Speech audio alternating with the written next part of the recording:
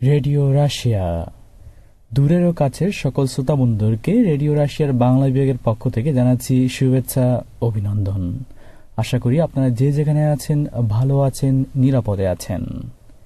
Radio রাশিয়ার বাংলা বিভাগের আজকের অনুষ্ঠান নিয়ে আপনাদের সঙ্গে রয়েছি আমি জামিল খান। গোড়াতেই শুনবেন সর্বশেষ বিশ্ব সংবাদ, তবে জানিয়ে দিচ্ছি আজকের প্রধান প্রধান শিরোনাম।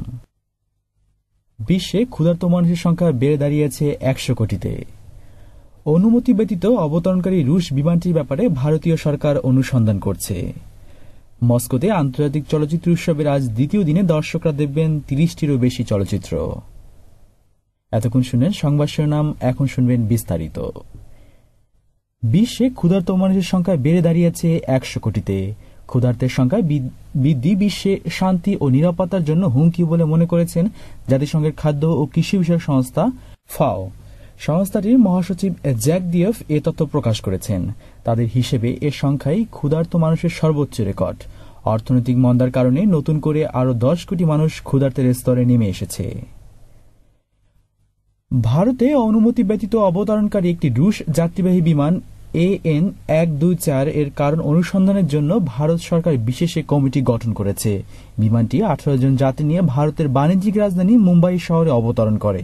ধারণা করা হচ্ছে বিমানটি অবতরণের ওই সময় যে পথ ধরে উঠছিল সে মুহূর্তে মার্কিন যুক্তরাষ্ট্রে ভারতের কান্দাহারে অবস্থিত বিমান ঘাঁটি থেকে আফগানিস্তানে পাইলটবিহীন ক্ষেপণাস্ত্র হামলা চালাচ্ছিল।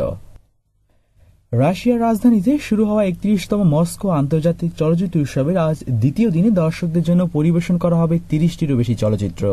উৎসবে আজ জাপানি পরিচালক ইয়েসিহারু আসিনার প্রথম দল নামের একটি কার্টুন চলচ্চিত্র প্রদর্শন করা হবে। চলচ্চিত্রটি দ্বিতীয় মহাযুদ্ধের প্রেক্ষাপট নিয়ে নির্মিত। এই পরিচালক রাশিয়া, জাপান ও কানাডায় কার্টুন চলচ্চিত্রের নতুন ধারার সূচনা করেছেন। উৎসবে জুরি বোর্ডের দায়িত্বে রয়েছেন রাশিয়ার স্বনামধন্য চলচ্চিত্র নির্মাতা পাবেল লুঙ্গিন। আর এই পরিচালকের যার চলচ্চিত্রটি উৎসবের প্রথম দিনে প্রদর্শন করা হয়।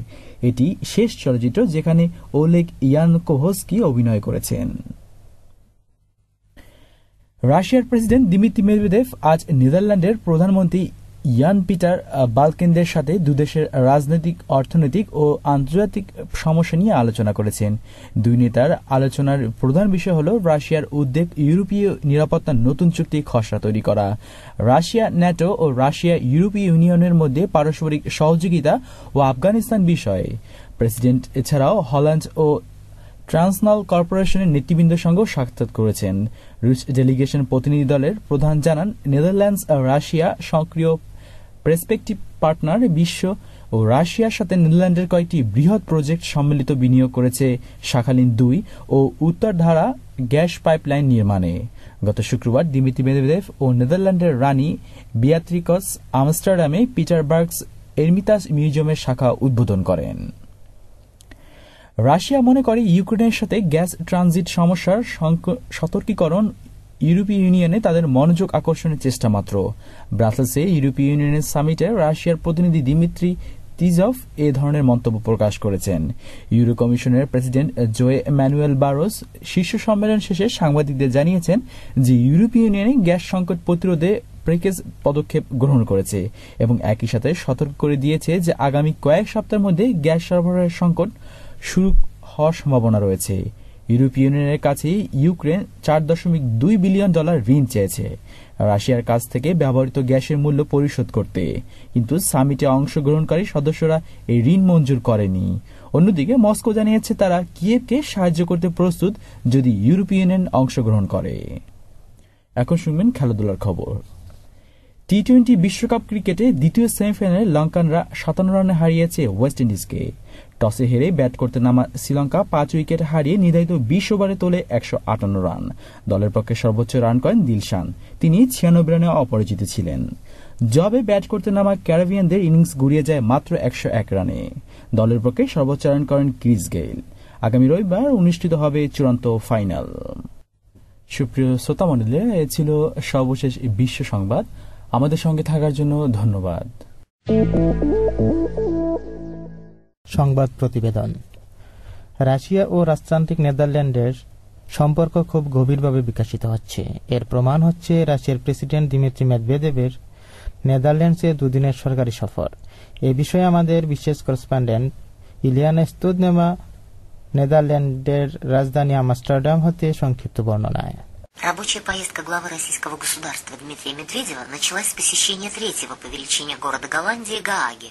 Там расположено... রাশিয়ার প্রেসিডেন্ট দিমিত্রি মেদভেদেভ হল্যান্ডের শহর হেগেতে তার সফর শুরু করেন। এ নিয়ে রাশিয়ার প্রেসিডেন্ট হেগে 3 বার আসা হল।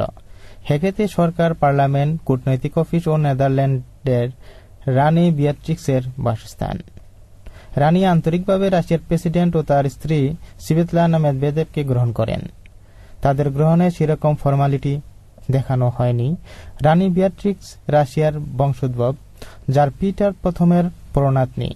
এই জন্যই রানী বিয়াট্রিক্স রাশিয়ার ব্যাপারে বেশি আগ্রহ প্রকাশ করেন যখন হল্যান্ডের সাথে দ্বিপাক্ষিক সম্পর্ক বিষয়ে আলোচনা হয়। রাশিয়ার প্রেসিডেন্ট দিমিত্রি মেদভেদেভের সাথে রানী বিয়াট্রিক্স আমস্টারডামে এরমিতাজ আমস্টেল আনুষ্ঠানিক ওপেনিংয়ে অংশগ্রহণ করেন। আমস্টেল এত একটি নদী নেদারল্যান্ডের রাজধানী ঘিরে আবহমান।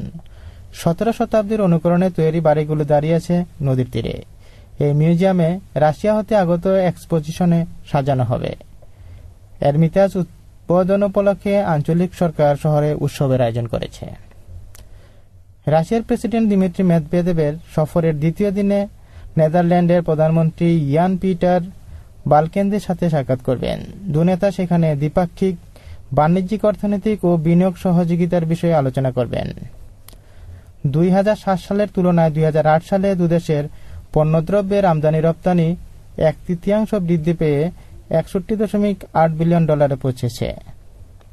নেদারল্যান্ডস রাশিয়ার সাথে বাণিজ্যে দ্বিতীয় স্থানে অবস্থান করছে জার্মানির পর।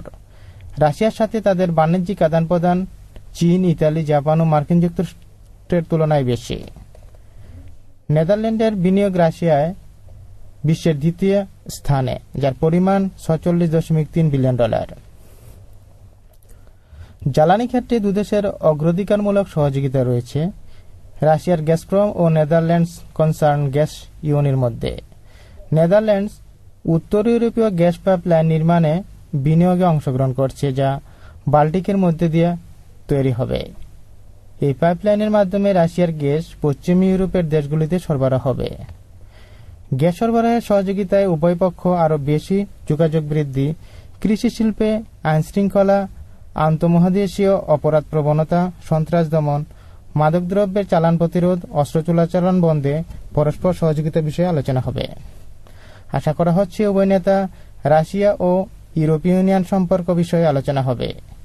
এছাড়াও আন্তর্জাতিক অপরাধ ও অপরাধী বিষয়ে একে অপরকে তথ্য আদান প্রদান করবে, এ বিষয়ে আলোচনা হবে।